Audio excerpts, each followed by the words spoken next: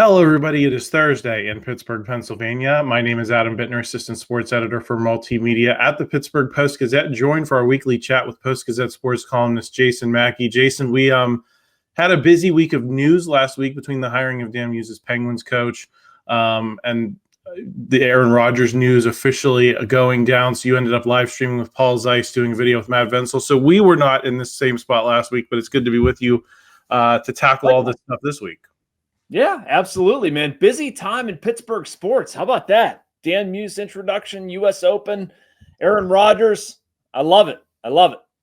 Yes, we are going to be digging into all of it, specifically the question of does the Aaron Rodgers signing make this the more or maybe most complete Steelers team we have seen since the Killer Bees era? I don't know if it's super high on the elite talent, but I do think that there aren't a ton of holes. So I'm excited to dig into that with you, talk a little bit more about Aaron Rodgers, the TJ Watt situation, a lot to dig into there. We are going to talk a little bit about Dan Muse because, Jason, you were sitting in on the press conference of his introduction this week. So get more of your impressions of him, preview the U.S. Open, and then we got some Buccos talk over on the PG Pirates channel. Before we get into all of that, I want to thank our sponsor for this episode of the podcast. It's Edgar Snyder and Associates.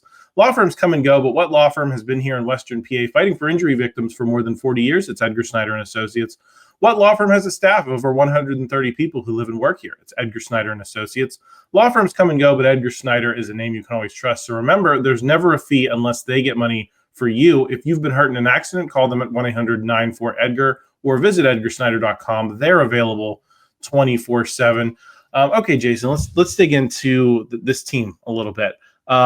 I look around and like I said at the top of the show, I don't see a lot of top end talent, beyond some of those big names on defense, but I also don't see a ton of gaping holes in terms of the roster. You upgraded the defensive line through the NFL draft. You upgraded the running back room a little bit by drafting Kaleb Johnson. You trade for DK Metcalf. If I had to pick one, I'd say it's the receivers. I'd say there's a lot to prove there, but they do have a guy in Roman Wilson, for example, who they seem pretty high on, who is coming off the injury. So what's your read on I guess, the depth of this team, even if we probably both agree that top end talent may not be there?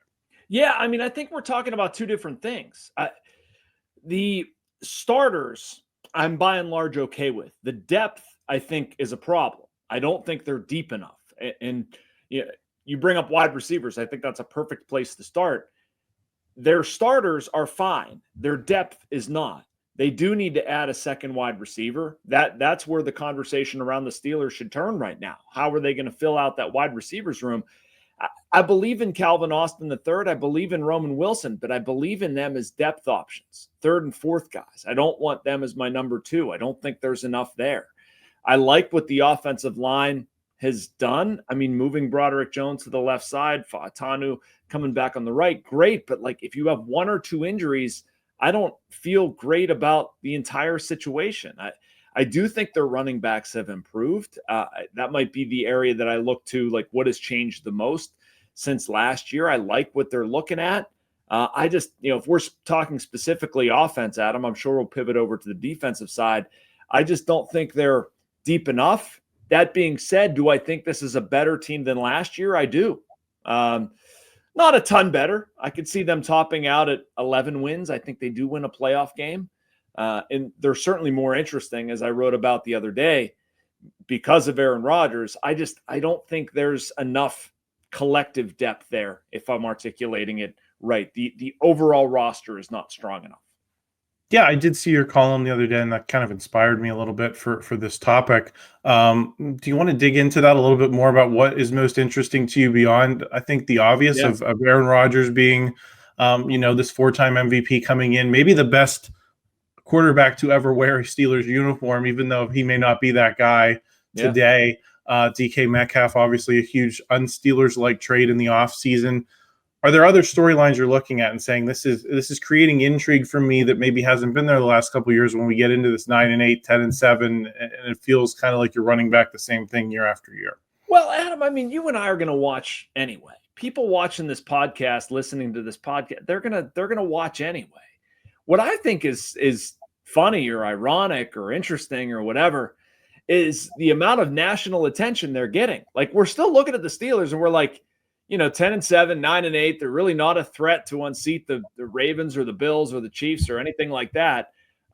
Yet I was there on Tuesday, sort of observing. I was observing the media scene as much as I was observing Aaron Rodgers. Like Mark Maskey from the Washington Post. I was talking to him. He was in town. Yahoo, NFL Network, probably a bunch of other people that I'm forgetting. I saw Mike DeCourcy there. Mike DeCourcy. I always call him DeCourcy. I don't know why. Mike DeCourcy. A lot of heavy hitters there from around the country. Jarrett Bell from USA Today.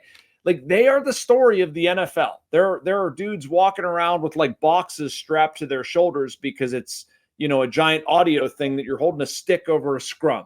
Like, that's when you could tell you've made it. But no, in all seriousness, they're a national story because of Aaron Rodgers. They're fascinating. People want to see how this plays out. They want to see how Aaron Rodgers and Mike Tomlin operate together. And so do I, man. Like, there's a different level of intrigue for me for all of this stuff. This is not a normal Steelers season because of Aaron Rodgers. It's not so much because of the offensive line or Derrick Harmon or Darius Slay or whatever. Like, it's Aaron Rodgers. You want to see how this story ends.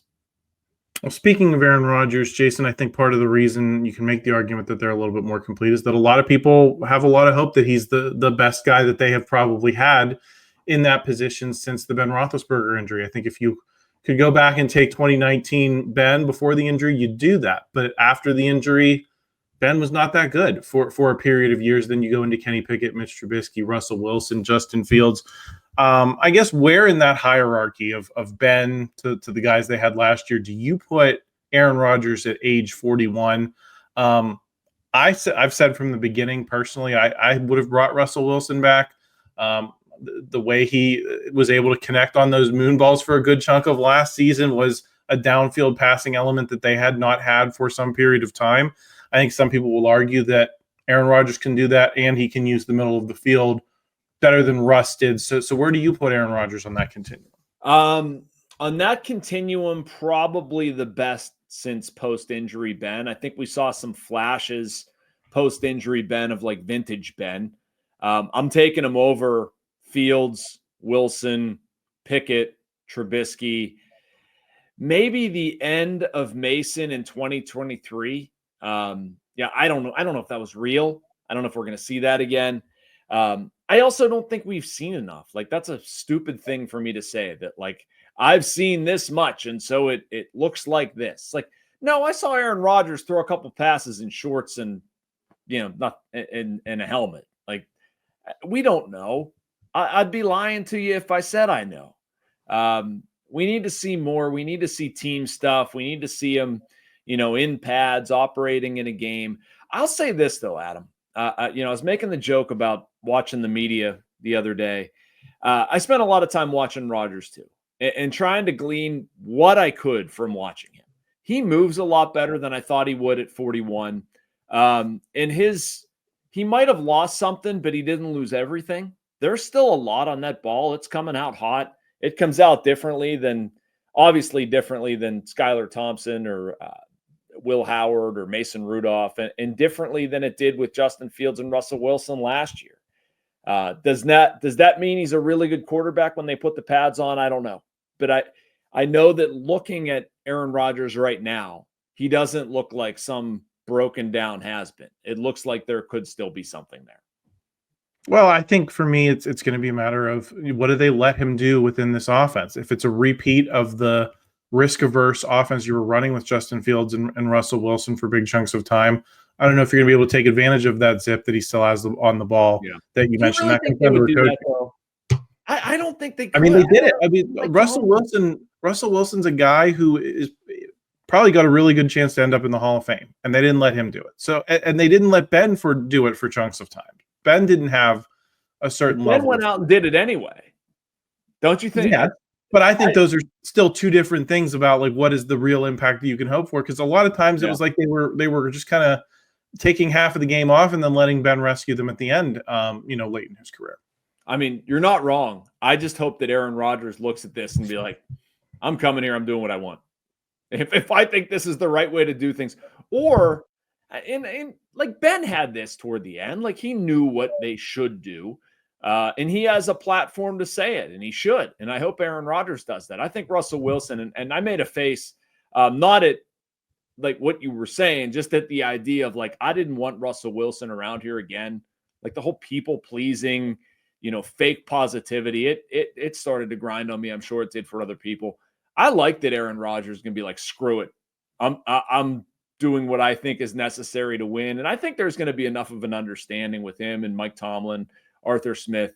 Just, again, educated guess on my part, but being down there yesterday, listening to Aaron Rodgers talk, man, like there's a lot of stuff said about the foundation of Arthur Smith's offense, the Mike Shanahan principles in there, his communication with Arthur, his communication with Tomlin. I really don't think Rodgers would have gotten into this if he didn't think he was going to have some editorial control. Jason, let's finish up this roster conversation. What would you need to see from them between now and the end of training camp? We know guys become available, get cut. I think Jair Alexander was cut by the Packers the other day. There are certainly moves that may be available to them between now and week one. Which ones do you want to see? Is it like Keenan Allen, Amari Cooper, Gabe Davis, those types of guys at receiver? Is it Jair Alexander at cornerback? Is it a depth tackle that, a veteran type of guy that you can rely on in the way you did with Dan Moore? What are the moves you're looking at for them to potentially make? Adam, I need to see them add a wide receiver, and I'm not picky with who.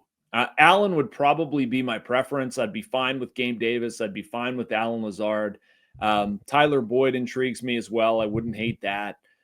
Probably not the true number 2 that they need, but given the familiarity, I'd be down for it. I'd like to see them add a defensive back. Their depth there worries me a little bit.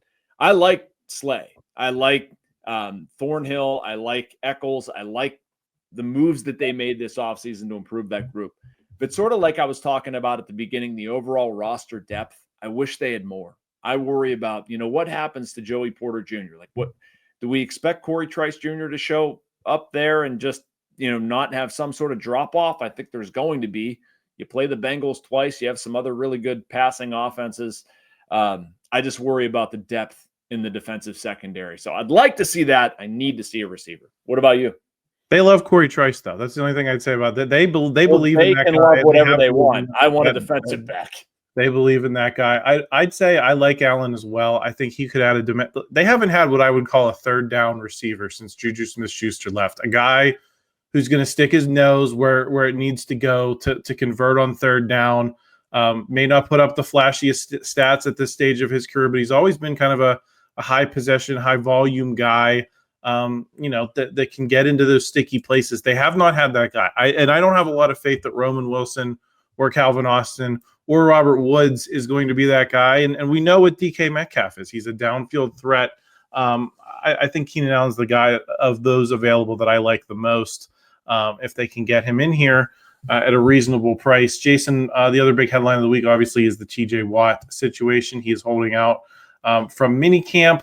Everyone thinks he's going to be at training camp, but that's what everyone said before minicamp. Obviously, minicamp is just minicamp, and training camp is something different. But I think it's maybe more notable than people think that he's not there this week. What say you? I don't. I think it's going to be.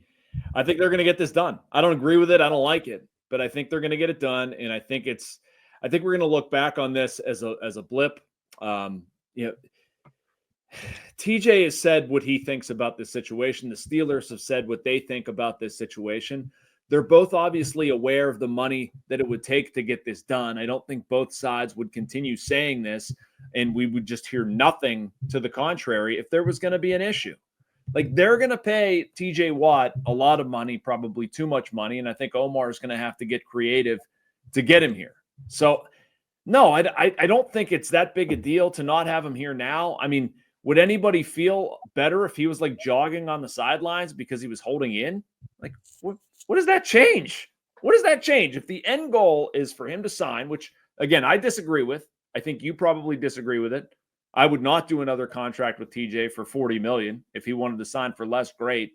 I would look to trade him. If he wanted $40 million, which I'm guessing he does, they're not going to do it. I just don't. It's not going to change my feeling if he's jogging on the sideline and not participating. I still think they get it done. Well, I think they get it done too, Jason, because I think Aaron Rodgers being in the building finally changes the tenor of these conversations that we've been having for several months. It's one thing to talk about this team in the hypothetical and, oh, maybe Aaron Rodgers. When you see him in the flesh, I think it changes people's perceptions. Yeah. And I don't think that's just an external thing. I think it's an internal thing. How could you not, if you're running the Steelers, have Aaron Rodgers in your quarterback as your quarterback and not, want to go for it this season?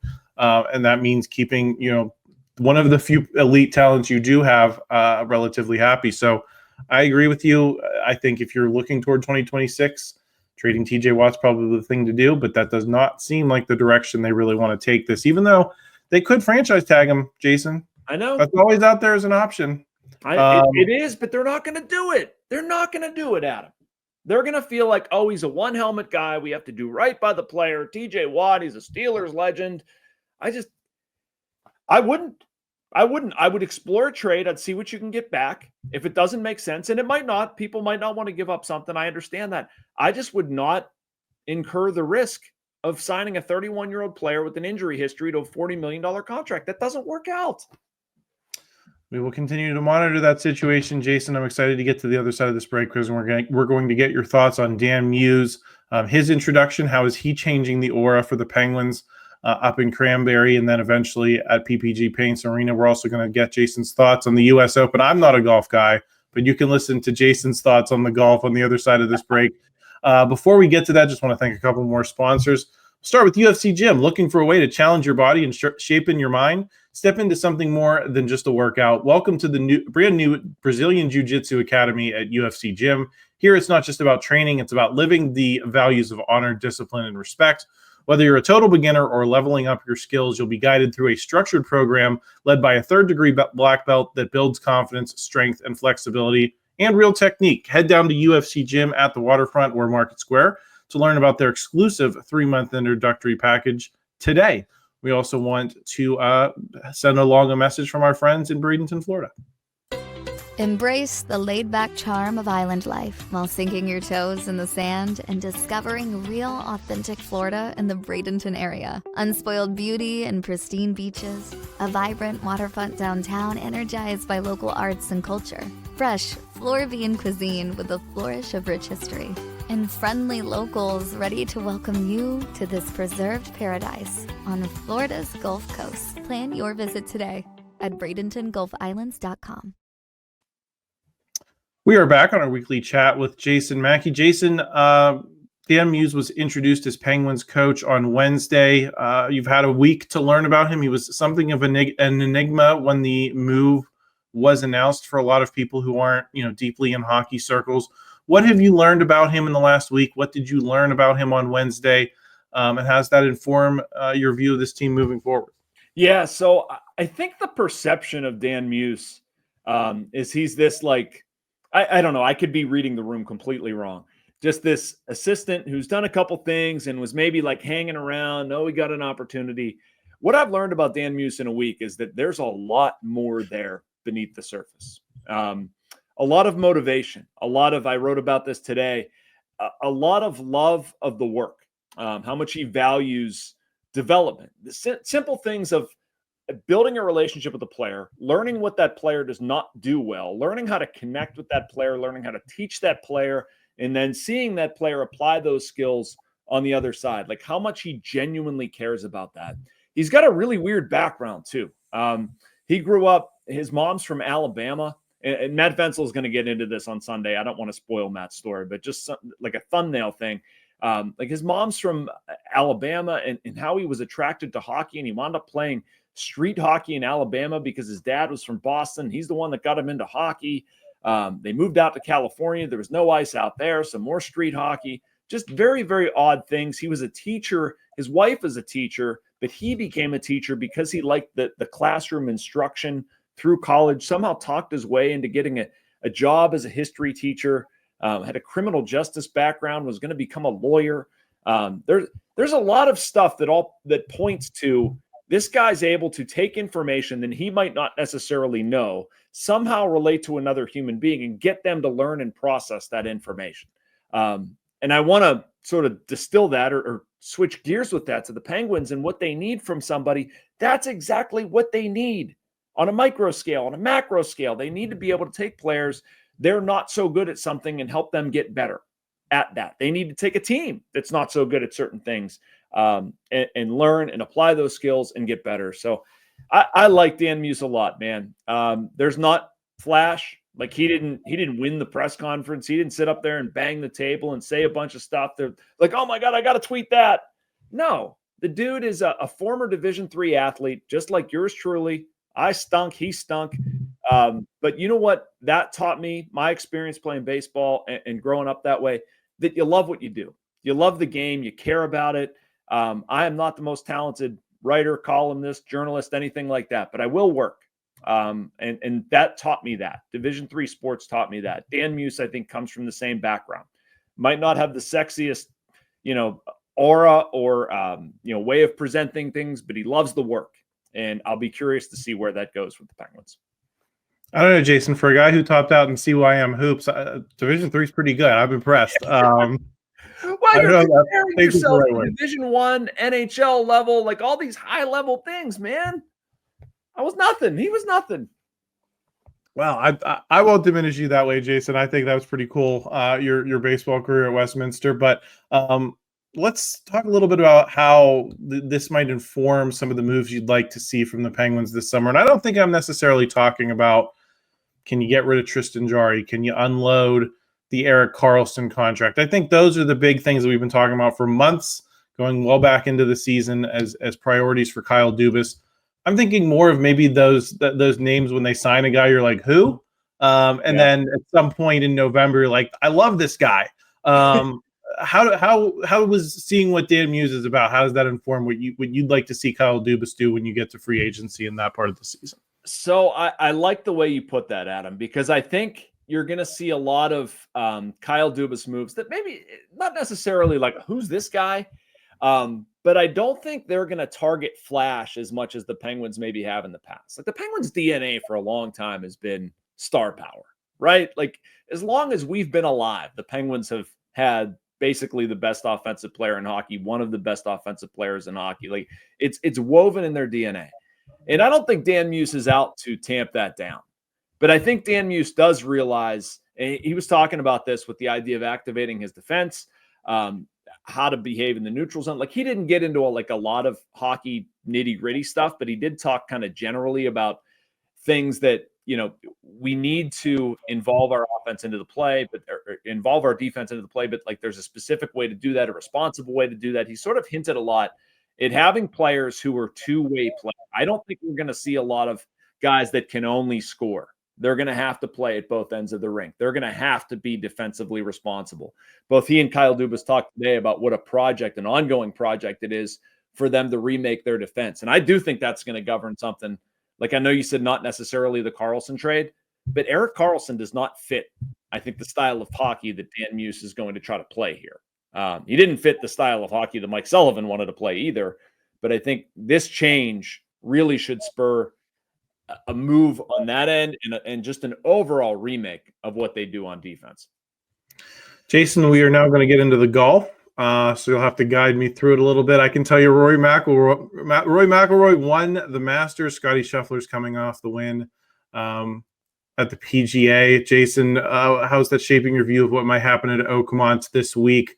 Who are the guys that you're looking at the top of the radar and maybe some under the radar type of guys? Yeah, so I know Jerry is high on John Rahm. I'm not going to disagree with that. My sleeper pick is Colin Morikawa because of how well he does in tight.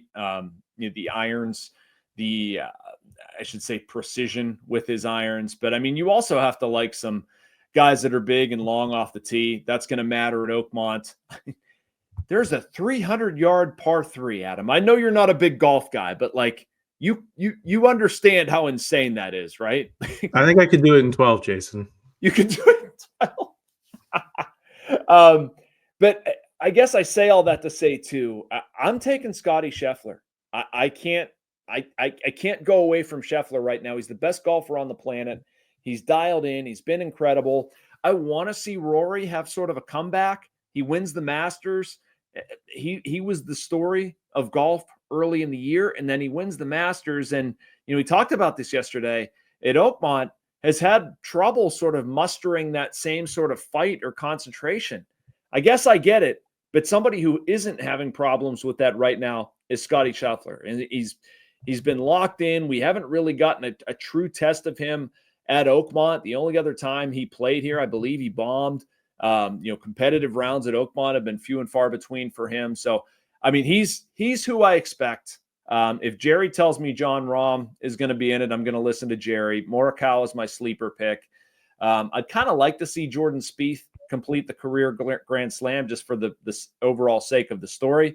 And Matt Vogt has been the local, the dentist living in Indianapolis, believe Seneca Valley graduate from up north somewhere as a South Hills guy. I don't necessarily understand that. I guess I'm going to have to, but that's going to be a fun story to follow as well. We'll certainly keep an eye on it, talking about what happened when we get back here next week. But Jason, in the third segment, we are going to get into some Pirates, probably their best week of the season. So there's a lot to talk about there. If you haven't already, head over to our Post-Gazette Pirates page, subscribe, check out the third segment on that channel. If you're on audio, stay right here. It's all going to be one file, and we will talk to you on the other side. Thank you for checking out this content from Post-Gazette Sports. If you watch this video on YouTube, please like the video and subscribe to our channel. For all of the sports coverage the Post-Gazette has to offer, visit post-gazette.com.